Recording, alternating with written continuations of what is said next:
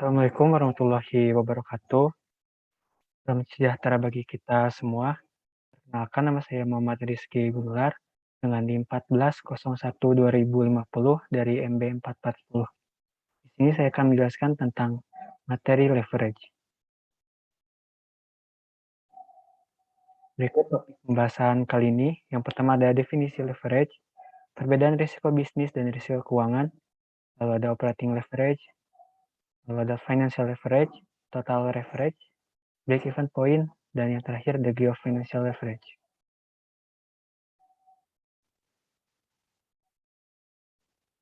Yang pertama di sini ada definisi dari leverage, yaitu penggunaan aset dan sumber dana atau source of funds oleh perusahaan yang memiliki biaya tetap atau beban tetap yang bertujuan untuk meningkatkan keuntungan potensial pemegang saham.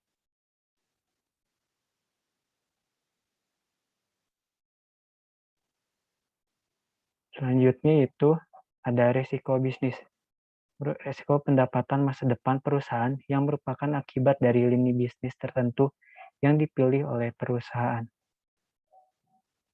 Selanjutnya ada risiko pasti, yaitu risiko campuran biaya tetap dan biaya variabel yang dikeluarkan perusahaan dalam melakukan bisnis. Selanjutnya yaitu ada operating leverage. Operating leverage berkaitan dengan biaya tetap yang dikeluarkan oleh perusahaan pada tingkat penjualan tertentu.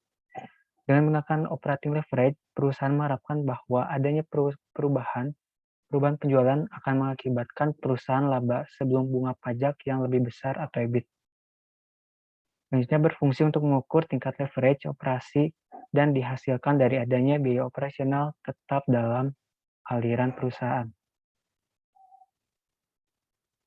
Selanjutnya ada degree of operating leverage.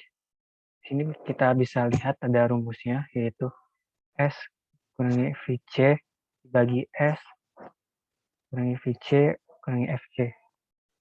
Lalu dalam Q unit yaitu persentase perubahan EBIT per persentase perubahan penjualan.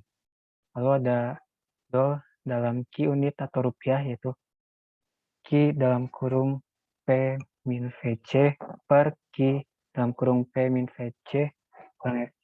Selanjutnya ada DOL dalam rupiah penjualan yaitu S kurangi TVC per S kurangi dalam kurung TVC ditambah FC. Di sini ada keterangannya juga bahwa Q merupakan kuantitas, P adalah harga, VC yaitu biaya variabel, FC yaitu biaya tetap, dan S yaitu penjualan. Berikut ada soal. Yang pertama ada dua alternatif mesin yang bisa dipilih oleh perusahaan, yaitu mesin A dan B. Berikut data kedua mesin tersebut. Mesin A memiliki harga per unit 5.000, mesin B 5.000. Mesin A memiliki biaya variabel 4.000 dan mesin B 3.000. Mesin A memiliki biaya tetap 100 juta dan mesin B 500 juta. Volume penjualan diperkirakan 500.000 unit.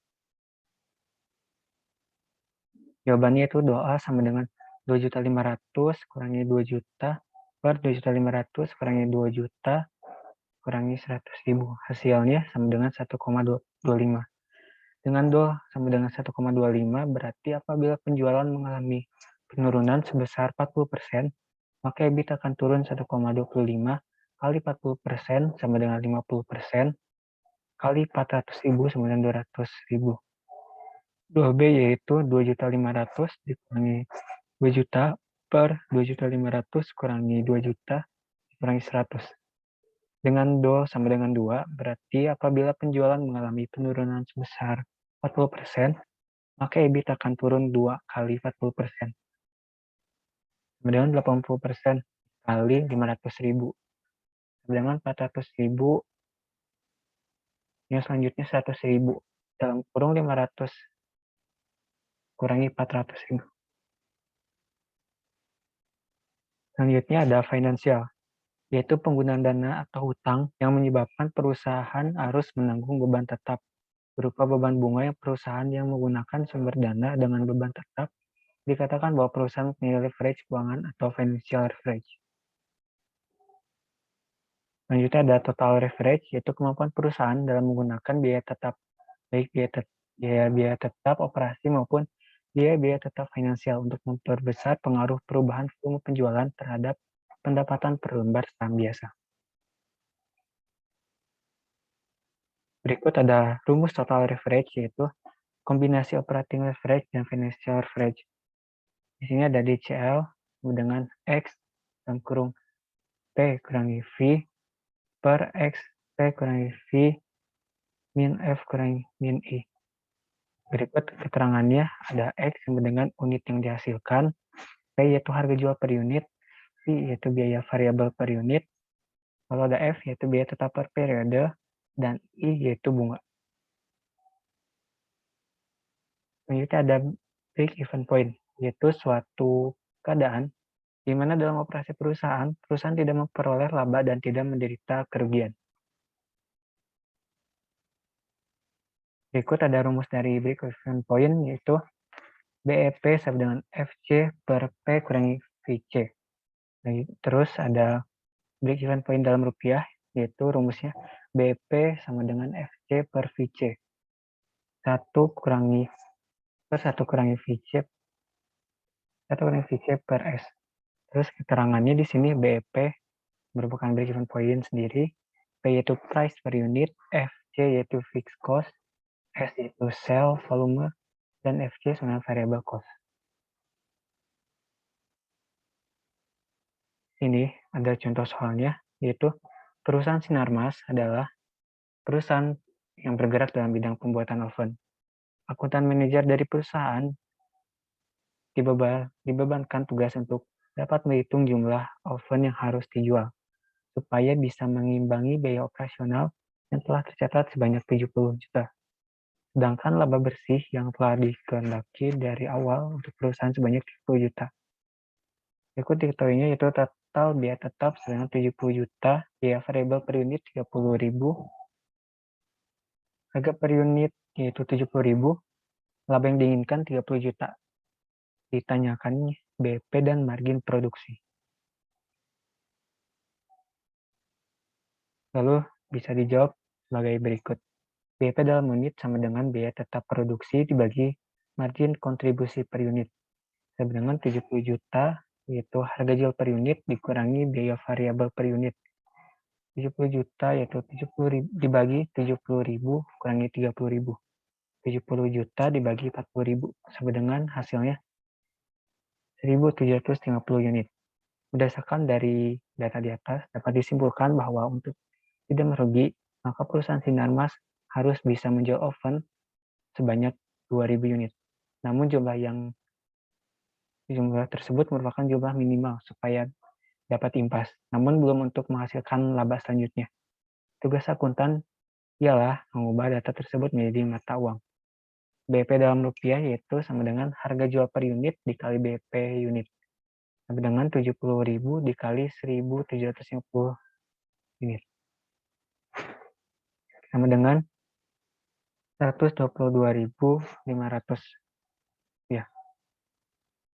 Pemilik bisnis harus memahami break even point atau BP untuk bisa menetapkan target minimal dari penjualan harian atau untuk penjualan bulanan.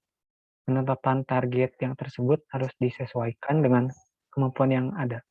Untuk mengetahui titik impas, maka pemilik bisnis sendiri harus paham akan target dari penjualan yang harus dicapai dalam siklus ini. Dengan demikian, pemilik bisa mampu mengantisipasi kemungkinan untung dan juga rugi. Selanjutnya ada soal yang kedua, yaitu sebuah perusahaan memiliki data sebagai berikut. Kapasitas normal yaitu 200.000 unit, biaya tetap 12 juta, biaya variabel 135.000 per unit, harga jual yaitu 225.000 per unit. Dimintanya yang pertama itu membuat BIP dalam nominal rupiah, unit, dan persentase terhadap kapasitas. Yang kedua yaitu margin of safety ratio jika operasi kapasitas normal. Yang ketiga yaitu berapa BIP apabila harga jual jika telah turun dengan 25.000. Yang keempat, berapa penjualan yang harus dilakukan untuk dapat laba. Kemudian 3 juta dengan berdasarkan data A dan data C. Yang kelima itu ada BP dalam rupiah jika biaya turun 2 juta. Jawaban yang bisa kita lihat, yang pertama break even point, sama dengan biaya tetap 1 min dalam kurung VC per harga jual, sama dengan 2 juta dikurangi 175.000, sama dengan 2 juta kali 4 sama dengan 30 juta. Untuk unit 30 juta per 225 sama dengan 133.333 unit. Untuk persentase sama dengan 133.330 unit per 2.200 unit kali 100 sama dengan 66,6%. Yang kedua yaitu ada persentase margin of sale sama dengan 100% dikurangi 66,6% sama dengan 33,3%. Jika dinyatakan dalam rupiah, yaitu sama dengan 15 juta. Yang ketiga yaitu ada BEP, biaya secara tetap 1 min dalam kurung VC per harga jual. Sama dengan 12 juta dikurangi 135.000 sama dengan 12 juta dikali 375 sama dengan 37 juta. Yang keempat yaitu ada jumlah unit yang dibutuhkan, yaitu 12 juta ditambah 3 juta per 0,4, hasilnya 37.500. Yang kelima yaitu ada jumlah unit, yaitu 12 juta ditambah 3 juta per 0,325. Hasilnya itu 46 juta 100.000. Yang selanjutnya itu ada degree of financial leverage. Degree of financial leverage atau DFL adalah perubahan laba per lembar saham atau IPS karena perubahan laba sebelum bunga dan pajak atau EBIT atau rasio antara persentase perubahan IPS dibandingkan dengan persentase perubahan EBIT. Rumusnya sebagai berikut yaitu DFL dan dalam EBIT yaitu perubahan IPS per perubahan EBIT. DVL dalam rupiah EBIT yaitu Q dalam kurung P kurangi FC per Q dalam kurung P min C kurangi FC min I min dalam kurung D per 1 kurangi T.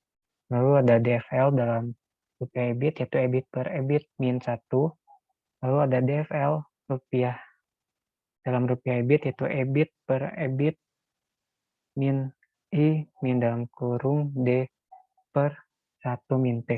Keterangannya yaitu I bunga, D dividen saham, dan yang T yaitu pajak. Contoh soal yaitu penjualan bersih sebesar 5 juta, biaya operasional variabel 3 juta, biaya operasi tetap dengan 1 juta. Kita lihat EBIT-nya yaitu 1 juta, bunga pinjaman sebesar 250.000, lalu ada EBIT-nya sebesar 750.000, pajak penghasilan 40% sebesar 300.000, lalu ada IAT 450.000, dividen saham preferen itu 150.000, laba bersih bagi pemegang saham 300.000, dan IPS atau 100 lembar dengan 3.000. Lalu ditanya DFL, jawabnya DFL dalam rupiah EBIT yaitu EBIT per EBIT min I min dalam kurung D per 1 kurangi T, yaitu 1 juta per 1 juta kurangi 250.000 kurangi 150.000 dibagi 1 kurang 0,40. Kita lihat sama dengan 1 juta dibagi 500.000 yaitu DFL dalam rupiah EBIT-nya hasilnya yaitu 2.